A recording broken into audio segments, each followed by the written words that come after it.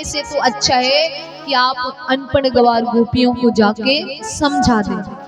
जैसे ही उन्होंने अनपढ़ गवार कहा, भगवान समझ गए कि ये समय सही है इनको प्रेम तत्व के बारे में समझाने को। भगवान कहते हैं, उधो, इससे अच्छा है कि मैं समझाने जाऊं तो तुम ही समझा दो। उद्धव जी को क्योंकि अपने ज्ञान पे विश्वास था, उद्धव जी कहने लगते, ठीक है मैं समझा दूंगा। तब यहाँ भगवान एक पत्र लिखते हैं, गोपियों के लिए पत्र लिखते हैं। उद्धव जी से कहते हैं कि गोपियों से कहना कि रोना धोना सब छोड़े, मन को ज्ञान मार्ग पे लगाएं। सारी बातें लिखते हैं। उद्धव जी जब जाने लगते हैं तब भगवान कहते हैं कि तुम मेरे वस्त्र पहन कर जाओ, मेरा पीताम्बर मेरा मुकुट लगा के जाओ। उद्धव जी कहते हैं इनकी क्या जरूरत है वहां पे।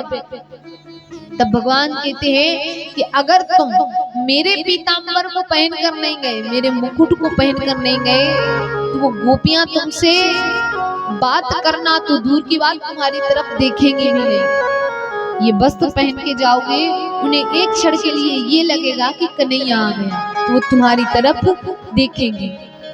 उद्धव जी यहाँ ठाकुर जी के वस्त्र पहनते हैं। यहाँ गोपियों के लिए जो संदेश लिखा था भगवान ने, वो हाथ में लेकर जाते हैं। यहाँ पर रथ पर बैठकर जा रहे हैं। यहाँ जैसे ही पहुंचते हैं, यमुना नदी के तट पर कुछ गोपियां खड़ी हैं जो देख रही हैं कि एक रथ आ रहा है। तब गोपियां कहती हैं, अरे ये तो वही रथ आ रहा है जो वो अक्रूर लेकर आया था, लगता है शायद कृष्ण आ गए हैं। जैसे ही रथ निकट आता है तब गोपियां कहती हैं कृष्ण नहीं आए। जैसे ही उद्धव जी निकट आते हैं, गोपियों से पूछने लगते हैं कि यहाँ पे नंद बाबा यशोदा मैया का घर कहाँ पे है। गोपियां कहती हैं कि तुम मथुरा से आए हो ना। उद्धव जी कहते हैं लेकिन तुम्हें कैसे पता। अरे मथुरावासी यहाँ के नंद बाबा यशोदा मैया का घर पूछते हैं, वरना प्रत्येक ब्रजवासी को पता है कि नंद बाबा यशोदा मैया का घर कौन सा है। उद्धव जी कहते हैं कृपा करके आप मुझे नंद बाबा के घर के रास्ते को बताएंगे। तब यहाँ गोपियां कहती हैं कि ये जो जल देख रहे हो ना, इस जल को देखते देखते चले जाओ, ये जल जहाँ पे रुकेगा वही नंद बाबा यशोदा मैया का घर है। और हे पथिक, इस जल को कोई साधारण जल मत समझना, ये नंद बाबा यशोदा मैया के अश्रु जल है। जब से कन्हैया गया है तब से वो रोते ही रोते जा रहे हैं, तो ये रास्ता बन गया है। तो ये साधारण जल नहीं, यशोदा मैया नंद बाबा के अश्रु जल है। यहाँ पर उद्धव जी उस जल को देखते देखते जाते हैं। नंद बाबा के घर के बाहर खड़े होकर आवाज लगाते हैं कि नंद बाबा, ओ नंदराय जी बाहर आइए। तब वहां से एक दुबला पतला व्यक्ति आता है, कहता है कहो क्या बात है। उद्धव जी हाथ जोड़ लेते हैं, कहते हैं माफ करिए मैंने आपको पहचाना नहीं, क्योंकि जो वेशभूषा कन्हैया ने बताया था, उन्होंने बता के भेजा था कि नंद बाबा ऐसे हैं, यशोदा मैया ऐसी, गोपियां ऐसी हैं। तो कहते हैं माफ करिए मैंने पहचाना नहीं, आप ही नंद बाबा हैं क्या। बोले हाँ मैं ही नंद बाबा। कहते हैं कि जो कन्हैया ने हुलिया बताया था उससे तो बिल्कुल भी मेल नहीं खाता। नंद बाबा कुछ नहीं कहते, कहते हैं आप अंदर आइए। बैठाते हैं, बैठा कर बातें करने लगते हैं। यहाँ पर उद्धव जी कहने लगते हैं कि बाबा आप सौभाग्यशाली थे कि आपके यहाँ कन्हैया इतने दिन तक रहा। ये आवाज सुनकर यशोदा मैया दौड़ी दौड़ी आती है, अरे कन्हैया तू आ गया। यहाँ पर नंद बाबा कहते हैं कन्हैया नहीं आया, उसका पत्र लेके उसका मित्र आया है। यशोदा मैया कहती है कि उसकी मैया कब से रो रही है, क्या वो नहीं आ सकता। अरे वो जब रोता था तो मैं घर के सारे काम छोड़कर उसके पीछे लग जाती थी। आज उसकी मैया कब से रो रही है, वो नहीं आ सकता क्या। और इतना कहकर मैया मूर्छा को प्राप्त हो जाती है। नंद बाबा कहते हैं ये इतने देर ही मूर्छा से बाहर रहती है, वरना पागलों की तरह ब्रज में जा जा के कहने लगती है कि तुमने मेरे कन्हैया को देखा क्या। गोपियों से कहती तुम्हारे यहाँ चोरी करने आता था तो तुमने बांध के रखा है ना, अब चोरी करने नहीं आएगा। तुम मुझे मेरे कन्हैया को वापस कर दो। गोवर्धन पर्वत से कहती कि अरे तुमसे तो वो कितना प्यार करता था, तुम्हारी तो उसने पूजा भी करवाई, तुमने कहीं मेरे कन्हैया को देखा? और इतने में ही मूर्छा को प्राप्त हो जाती है, इससे ज्यादा वो कुछ कह ही नहीं पाती है। अब यहाँ पर उद्धव जी कहते हैं आप सौभाग्यशाली थे कि आप यहाँ कन्हैया ने जन्म लिया, आप यहाँ कन्हैया रहे। कन्हैया की बात सुनकर नंद बाबा कहते हैं आप कहते हैं मैं सौभाग्यशाली हूँ? अरे तुम कहते हो कन्हैया वो भगवान थे। भगवान कहते हैं सत्य की राह पे चलो, झूठ मत बोलो। मेरा बालक बात बात पे झूठ बोलता था। और तुम कहते हो कि भगवान सबका पेट भरते हैं, लेकिन मैंने तो कितनी बार कन्हैया को भूख से तड़पते देखा है, वो कैसे भगवान हो सकता है? और चलो मान लेते हैं तुम्हारा कहना कि वो भगवान थे, तो मैं अभी तक तो ये सोचकर जी रहा था कि मैं कोई नया व्यक्ति नहीं हूँ कि जो मेरे बेटे ने मुझे छोड़ दिया है। कईयों के बच्चे छोड़ देते, मेरे बच्चे ने भी छोड़ दिया, लेकिन मुझे एक सहारा तो है भगवान का। कहते हैं कि जिसका कोई नहीं होता उसका भगवान होता है। तो तुम्हें क्या लगा कि तुम्हारे ये कहने पे मेरा दुख कम हो जाएगा? मेरा दुख तुमने और बढ़ा दिया है ये कह के कि भगवान आपके घर को छोड़कर चले गए। अभी तक तो मैं ये सोचकर जी रहा था कि चलो मेरे बच्चे ने छोड़ दिया कोई बात नहीं, भगवान का सहारा तो है। लेकिन तुमने आके क्या बता दिया कि भगवान मेरे घर को छोड़ के चले गए। हम इतने सौभाग्यशाली नहीं थे कि भगवान के साथ रह सकते। यहाँ पर कौन कहने आया था, कौन कह रहा है? नंद बाबा कहते हैं मैं तो तुम्हें बड़ा ही ज्ञानी समझ रहा था कि जहाँ तुमने देवताओं के गुरु बृहस्पति जी से शिक्षा ली है तो तुम बड़े ज्ञानी हो, तो बड़े ही साधारण से बालक निकले। तुमने तो यहाँ आके मेरा दुख और बढ़ा दिया है।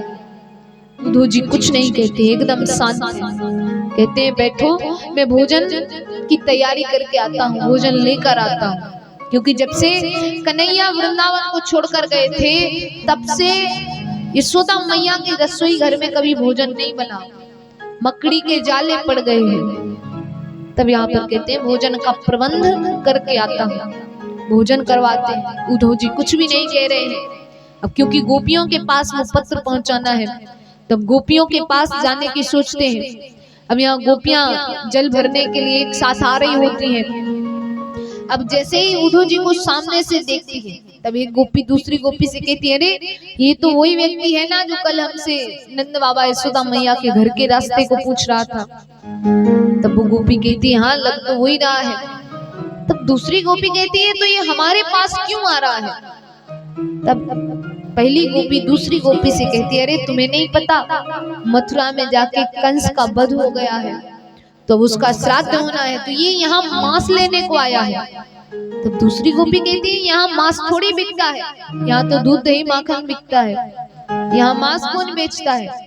तब वो गोपी कहती है कि अरे ये मथुरा वासी बड़े होशियार हैं, इनको पता है कि ब्रज में सब कृष्ण के प्रेम में पागल हैं, वो प्रेमियों का कलेजा बड़ा मीठा होता है, तो ये हमारे कलेजे को लेने आए हैं क्योंकि हमारे कृष्ण को हमारा जो सब कुछ था उसको तो ले गए, अब ये कलेजे ये इसको लेने आए होंगे। तब दूसरी गोपी पहली गोपी से कहती है कि तो क्या ये तुमसे कलेजा मांगेंगे तो तुम दे दोगी? वो कहती है क्यों नहीं, अरे मैं कृष्ण को नहीं देख सकती तो क्या हुआ, कृष्ण मेरे कलेजे को ही देख ले, वो दूर से देख के बता देगा कि ये किस गोपी का कलेजा है, मैं भी अपना कलेजा दे दूंगी। यही भाव मीराबाई के रहते हैं। मीराबाई ठाकुर जी को अपने भजनों के माध्यम से रिझाती थी और आज मीराबाई एक वृक्ष के नीचे बैठी है, भजन गाती जा रही है, गाती जा रही है, गाती जा रही है, पर भगवान आ नहीं रहे हैं।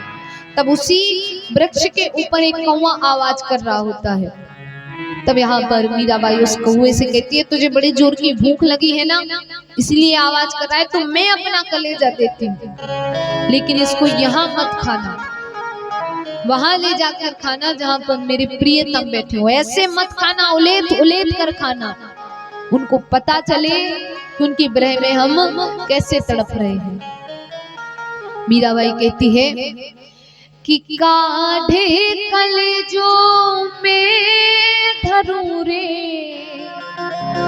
काढ़ कलेजो में धरूं रे, कागा तू ले जा कि चापे सामरो पिया बसे, वो देखे तू खा कि चापे सामरो पिया बसे, वो देखे तू खा। ये भाव है, ये प्रेम है। तो वो गोपी भी यही कह रही है, मैं भी अपना कलेजा दे दूंगी, मैं नहीं देख सकती तो क्या हुआ, वो मेरे कलेजे को ही देख ले। इतने में ही उद्धव जी निकट आते हैं, गोपियों से जैसे ही कहते हैं कि कृष्ण ने ये पत्र भेजा है, सारी गोपियां उस पत्र पर पढ़ती हैं, कोई अपनी तरफ खींच रही है, कोई अपने, अरे कृष्ण ने मेरे लिए लिखा होगा, कृष्ण ने मेरे लिए। उद्धव जी कहते हैं यहाँ तो प्रेम ही नहीं, यहाँ तो पागल रहते हैं, पत्र को ही फाड़ दिया, पढ़कर सुनाने तक नहीं दिया। अब यहाँ पर उद्धव जी कहते हैं पत्र तो खंडित हो गया, लेकिन उसमें जो बात लिखी थी उसको सुनो। कहते हैं रोना धोना प्रेम प्यार सब छोड़ो और मन को ज्ञान मार्ग पे लगाओ।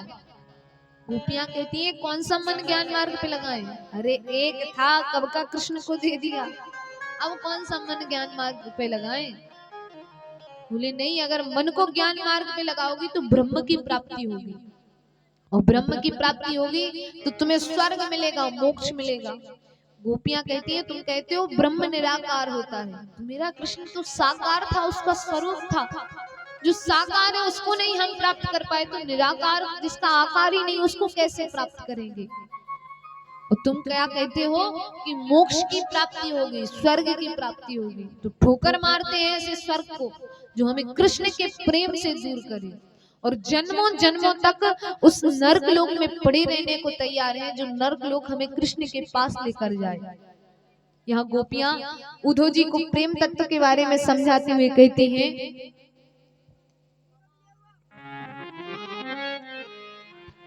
ये तो प्रेम की बात है उद्धव, बंदगी सबके बस की नहीं है। ये तो प्रेम की बात है उद्धव, बंदगी सबके बस की नहीं है। ये तो प्रेम की बात है उद्धव, बंदगी सबके बस की नहीं है। यहाँ सर्दी के होते हैं सौदे, यहाँ सर्दी के होते हैं सौदे, आशिकी इतनी सस्ती नहीं है। यहाँ सर्दी के होते हैं सौदे, आशिकी इतनी सस्ती नहीं है। ये तो प्रेम की बात है उद्धव।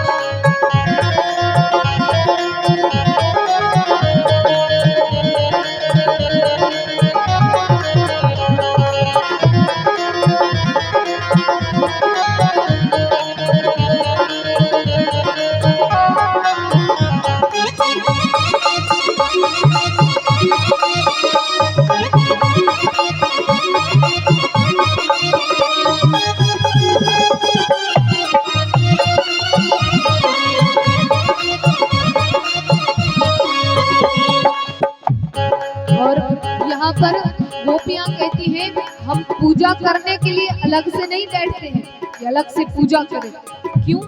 यहाँ तो दम दम में, सांस सांस में पूजा होती है।